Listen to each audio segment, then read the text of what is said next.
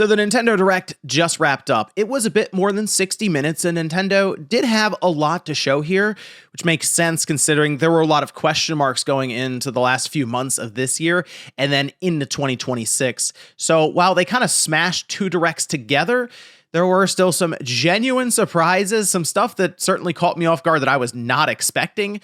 And we're going to go over just about everything that was announced in this presentation here today. So if you guys enjoy the video, hit the like button, subscribe if you're new, and we're going to start today with this video sponsor. And a big shout out to Belkin for sponsoring today's video. So let's take a quick look at their new Switch 2 travel case. Now you can see right off the bat, we have a hard outer shell here to protect the Switch 2. And then on the inside, we have this nice felt material that works to protect the Switch 2 and prevent any scratches, anything like that when it's resting inside. At the top here, we have a spot for 12 different games. You can just take them, slot them in right like that. And up here, we do have a compartment for any extra cables, power cables, for example, that you want to take with you to charge controllers or the Switch 2 itself. And then up here, we have this nice spot, this little pouch where you can put an Apple AirTag. That way, you'll always know where your Switch 2 is. The travel case has a very slim form factor, so even with the Switch 2 in here, closed up cables, a game or two, and you go ahead and zip it up, it'll fit inside any backpacks or bags, or you can just carry around with the handle that's very, very secure. Over the summer, I did go to the beach, and using a Belkin travel case, I had no issues transporting a couple of physical games, as well as some different cables around for some downtime, so I could play the Switch 2. And if you want to learn more about the Switch 2 travel case, make sure you click the link down below in the description. And another big shout out to Belkin for sponsoring today's video. Now, as the Direct was going on, I was taking notes and trying to fill out, pages and pages worth of titles and what was being shown. So there was a lot. Just looking up and down the amount of stuff that I wrote down for it, I think I counted just over 40 games that were just shown. And it might be a little more than that even, because I didn't necessarily count all the NSO games as an example that was shown in one slide. But really looking at this, there was just a lot of stuff that was mentioned here in the 62 or 63 minutes that this thing ran for. So they did smash together, as I mentioned, two Directs. All right, that's where we'll start, because about the first 20 minutes or so was just a Super Mario 40th anniversary Direct. They started off with some concept art that was shown, some early illustrations, and apparently a lot of that stuff is just going to be shown off at the museum. They're going to do an entire light show in December. And then they have like a 40th anniversary themed badges for the museum. Miyamoto talked all about this stuff. They're going to sponsor the Kyoto Marathon with Nintendo logo and signage and stuff. Then they started to get into things that and many of us were most interested in, because while it's great they have stuff for the museum, I think the vast majority of us are probably not going to make it out there in time for that. But they did talk about the Super Mario movie, or the sequel to the Mario movie, and it's titled The Super Mario Galaxy Movie. It's in theaters April 2026, and I like the idea of them going to just the Galaxy universe, just because I think it's going to translate well with sort of the art style, the visuals that they showed, and then up on the big screen. That could be a really cool looking movie over the course of almost 2 hours maybe there. But then they went into, of course, as you'd expect if they're doing a Galaxy movie for next year, and that being the big climactic event for this 40th anniversary, you probably want some of those games to be resold as well. And they're doing that with Mario Galaxy 1 and Mario Galaxy 2. They're going to be available individually on the eShop as well if you just want to buy maybe Galaxy 2 because you already have the first one, say on the 3D collection, but they will be selling it seems like together as one complete package. Switch 1, all right, they specifically had it up there as that kind of box art, and that'll be coming out October 2nd. This does feel like one of those situations where maybe that'll come out and then it'll be discontinued quickly. By quickly, I mean less than a year later. So that might be another 3D All-Star situation where I recommend picking one of those up for the collection because it could be that limited time thing. Either way, though, you can't go wrong with Mario Galaxy 1 and 2. Super high quality, really good games. I mean, people look at Mario Galaxy 2 as one of the best 3D platformers ever made. So that's a good pickup there. And it coming out so soon, October 2nd. I mean, we're less than a month away from that. So I'm grabbing that. I haven't played through Mario Galaxy 2 in a while, and I'll be playing through that immediately. They also mentioned that the Mario Galaxy Storybook will be like a physical product that'll be coming soon, so you can look forward to that if you're really into the collection and merchandising side of that. But then we went into some new games. Mario Tennis Fever. You know, I wasn't necessarily going to this thinking, I hope there's a new Mario Tennis game here, but I'm also not really against them continuing on that series. It's been long running, since the N64, so, why not really there with the 3D Mario Tennis. And I was looking at this, they were selling the defensive stuff where you're sliding, and that's fine. It's always like these little extra things that they put into the games to justify an iteration, really. But they also talked about the Fever Shot with 30 different rackets, 38 playable characters, which they said is the most that's ever been in a Mario Tennis game. Tournament mode, trial towers, mix it up, online, both just like regular social matches and then ranked matches, motion controls if you want to relive the Wii Sports days. There's an adventure mode where your characters are turned into their baby form and they have to relearn how to play tennis. And it's all coming out February 12th, 2026, specifically for Switch 2. And we'll get into this more as there were a lot of like Switch 1, Switch 2 announcements here. It does make the presentation a bit more confusing, I think, than Nintendo was expecting at times, trying to figure out which system the game is coming out on as things are flying through quickly, especially with sizzle reels. We do have a Super Mario Bros. Wonder Switch 2 edition, plus meetup in Bella Bell Park. So Nintendo's been doing this for a bit now, where they have the original Switch 1 game, and they tack on DLC and some enhancements. Like, I'm sure this will have an upgrade to resolution, maybe even 120 FPS mode. But these look like true local multiplayer games. And when they mentioned that, I said, okay, well, you're going to need clearly some people around kind of couch co-op style. Almost looked at times like some Mario Party spin-off 2D sort of games. You collect coins. They have like a hide and go seek tag. They had knockout, rhythm jumping, and they mentioned other new content that coming spring 2026. And they're going to take the Wonder Flower and merchandise that thing too with a physical version of it. And then they closed out with Yoshi and the Mysterious Book. So a new Yoshi's Island game, really. That's kind of a fun idea there to go down that route, because they did have an interesting art style picked out for it where it does look like it's straight off the pages of a storybook. It has that stop motion animation that I'm not the biggest fan of. It did appear like it was still running at a higher, like a 60 FPS frame rate. Like it was still sitting there and looked smooth enough. It's just more the characters themselves and their animation were choppy on purpose, kind of that setup. So I like them being more imaginative with something like a Yoshi's Island game like this. So it looked good. It looked good. Spring 2026 though. Then they say, hey, we're done with the Mario Direct. We're going to go directly into our typical Nintendo Direct.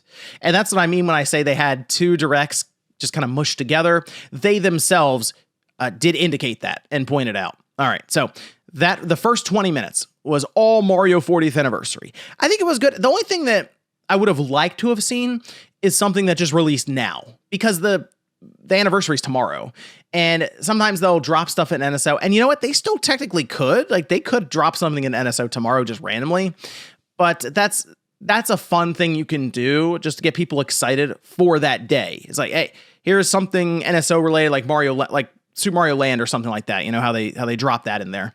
Just a fun thing. So unfortunately, no shadow drop stuff that I saw here. So for Mario anyway. We'll see though tomorrow. You never know. Anyway, then we went into the full direct. Storm Lancers is like this 2D action platformer, couch co-op. It's out today. Then we have Dinkum, Papucom, and then Tamagotchi Life. Okay, so I know Tamagotchi Life, people are really excited for it. I was never really big into Tamagotchi Life, but they gave us a narrower window for release. That's spring 2026. Unfortunately, no full-on release date yet, but we'll see. Again, as we get into next year, I'm sure they'll drop that maybe in the big direct to open up 2026 here in like 5 or 6 months or whatever. We had Mortal Kombat Legacy Collection. Looks awesome. So they'll have the digital version at the end of October, the physical in December. That is a Switch 1 and Switch 2 game, which you kind of expect, just being a collection of older Mortal Kombat games. Final Fantasy VII Remake Integrate. We got the release date on it, January 22nd. Did mention physical and digital. I haven't looked to see if it's game key card. I'm assuming it's game key card, but we'll see. Maybe Square Enix can actually pull this one off on that. Linked Banner of the Spark was shown. That one is available later today. Hades 2. People were really, really hoping to see that here. September 25th digital, and there's a physical version as well coming. But that's going to be 1080p, 120 FPS in TV mode on Switch 2. Kirby Air Riders shown again. All right. Anyway, the Amiibo can swap riders. I thought that was kind of cool. I'm not really into the Amiibo stuff much, but the fact that they came up with a new way to kind of swap them around, that's a cool idea, at least, right? To have that. And apparently it will register in the game as you switch the riders between the different machines in Amiibo form. Zelda Age of Imprisonment did get its release date, and it threw me off a bit because it was when I thought Metroid was going to come out, November 6th. So, they do this thing where they're like, hey, here's winter. That's when it's coming out. I'm sorry, November 6th is not winter. And they keep playing around with the seasons for release window. I mean, technically it's coming out sooner than I would have expected, so that's cool. 2-player split screen co-op. It will use game share, so if you have a Switch 1, they even showed it, you can game share to that device from a Switch 2. I haven't had the best experience with that, but if you have, there you go. You can use that for split screen co-op over the air with wireless game share. Dragon Quest VII Reimagined. Now we're talking. All right, this looks good.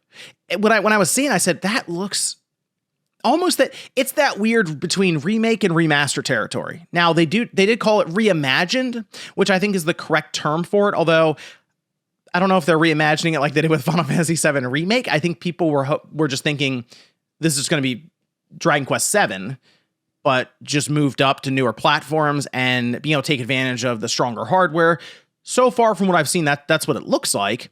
But February 5th, 2025, I'm on that immediately. Really cool to see these sorts of games getting this kind of attention, because it doesn't look like it's just a typical upscaling and shove it out the door. Seems like Square is spending more time on this one. So awesome stuff. Nintendo Today app made an appearance, all about Kirby theme. There's going to be a bunch of news for Kirby Air Riders leading up to its release towards the end of November. And then Nintendo did something that I'm still processing this one. All right. Did not see this coming. This was the biggest surprise of the entire show. Nintendo Switch Online Plus expansion pack. When they showed this pop up, I said, what are they doing for this? Because the only directions I was thinking immediately was, well, we have GameCube. I guess they could go to Wii, but I was thinking maybe they go to DS and they do the thing where you have to turn the Switch 2 sideways or Switch 1 sideways as well, and it cuts it in half. You have 2 screens that way. But no, they went to the Virtual Boy, which is super random because you think, okay, how are they going to make that function to still retain its big feature, which was that, the 3D aspect, the 2 different images to create that depth. They figured it out. All right, so there are 14 games over time they'll be adding. They mentioned Mario Tennis, Galactic Pinball, and showed a whole slide of a bunch of games. This is happening February 17th. There is a dedicated accessory that is kind of the shell of a Virtual Boy. It's like the body of a Virtual Boy for a spot where you would then slot in the Switch system, at which point I guess it's going to be similar to what we did with Labo, because there's also a cardboard version of this where it's going to have 2 different images and create sort of that stereoscopic 3D. And they're going to do it in the form of Virtual Boy. I guess they can do. The Virtual Boy was renowned for giving people headaches over time. I think the technology here is just going to be better to where it won't. But you have to keep in mind, even with Labo, people were experiencing some issues with 3D. The thing I'll give Nintendo is they come up with some weird stuff and they go for it. This is that. But man, if you're a Virtual Boy fan, this is incredible stuff for you. You're looking at this like this is the greatest thing I've ever seen, because Nintendo figured out a way to bring back the Virtual Boy and I guess still retain its functionality. That's the thing, I can never count out Nintendo. They'll come up with some off the wall. Some people look at stupid ideas. But it's I think it's kind of cool. I'm into it. I'll try to pick it up. They didn't mention the cardboard side necessarily just being available to NSO members, but the full on plastic version of it, it seemed like that was something you will be ordering online, similar to how we did with the GameCube controller as an example most recently. The cardboard one's funny because that's pretty easy to. I mean, I must wonder if people in the future will get the cutouts and let you kind of set it up yourself. But no, it'll probably be something pretty cheap you can buy on their website, and they'll just ship it to you in another cardboard box. Anyway, Fatal Frame 2 Crimson Butterfly remake, that's early 2026. They rifled through Switch 2 editions. One Piece, Pirate Warriors 4, Overcooked 2, Stardew Valley. That apparently has 4-player split screen on Switch 2. That's kind of cool. Then Human Fall Flat, Power Wash Simulator 2, that's just fall 2025. Suika Game Planet, this winter. Winter could be November, though, for all we know. All right? Keep that in mind. Metroid Prime 4 was shown again, but man, it was so quick. I don't know what the deal is with this game and Nintendo, although they could still do just a dedicated direct for it and announce it randomly. But this game looks more open world than I was thinking, because they show Samus on a motorcycle driving around in what looked like a desert. And the reason you would introduce something like a motorcycle, I figure, is to cover a lot of ground quickly for large areas, for traversal. So I'm almost wondering if we're going to have that situation of, hey, Samus gets to a planet and you have to ride around to different points of interest, and the bike is just a way for you to do so, and maybe you can upgrade it and stuff. So that's kind of what I thought of when I saw it at first. But get this, the release date later than I was thinking. December 4th. It's like, man, it really is up against it for this. This is typically the last week of, or the first week, I should say, of December is the last kind of release window for a big game like this. They are just getting it in before the end of the year. So later than I thought, but I'm still excited. It's just the wait and almost the secrecy around a lot of this game is just, man, come on, can we get the show on the road for this? And I think there probably will be a dedicated direct. If Kirby Air Riders can get 2, what'll probably be 45-minute each directs, we got to dedicate at least 20 minutes to Metroid Prime 4. Okay. Like, what are we doing here? Anyway, Donkey Kong Bonanza DK Island paid DLC. Paid DLC came up a lot, by the way. I noticed this. That was a phrase that was thrown around quite a bit. It's available today. And I mean, it's cool. It's going back to looks like the Donkey Kong 1 Island. They have some of the original characters there. And there was also kind of this idea of almost a roguelike mode where you're going through different runs, building up your skills, and then collecting these different gems and stuff that are always in the same spot. And the idea is you'll build up your run to be better and better and better, to have the golden run eventually, the golden path. But there's a free demo of the game that's available today. If you haven't checked out Donkey Kong Bonanza, I recommend it. The demo, I think, is a great way to jump in. So it's definitely worth a look. Then we had this mini Pokemon section. So we had this new game called Pokemon Pokopia, and this was a little sad when I really started to think about what they showed us here. Ditto transformed into a person with the really small, kind of creepy looking eyes. And they go out then into a field that looked kind of Dragon Quest Builders or Final Fantasy or Minecraft-esque. And it looks kind of like a life sim where Ditto is trying to make friends, but Ditto has to take the form of a person in order to do so, which leads me to believe that Ditto feels that they cannot show their true selves and make friends with Pokemon. Little sad, actually. But you're learning abilities from Pokemon to farm and build. It's a different kind of Pokemon game. Definitely a spinoff, right? But interesting idea there. Release date's 2026. Then we see more of Pokemon Legends ZA. There's different Mega Evolutions and paid DLC. It's interesting that the paid DLC thing come up for this before the release date, or before the release time for it. But that's the route they're going with it. It looks like Raichu Mega Evolutions will be part of it. That game is coming out October 16th.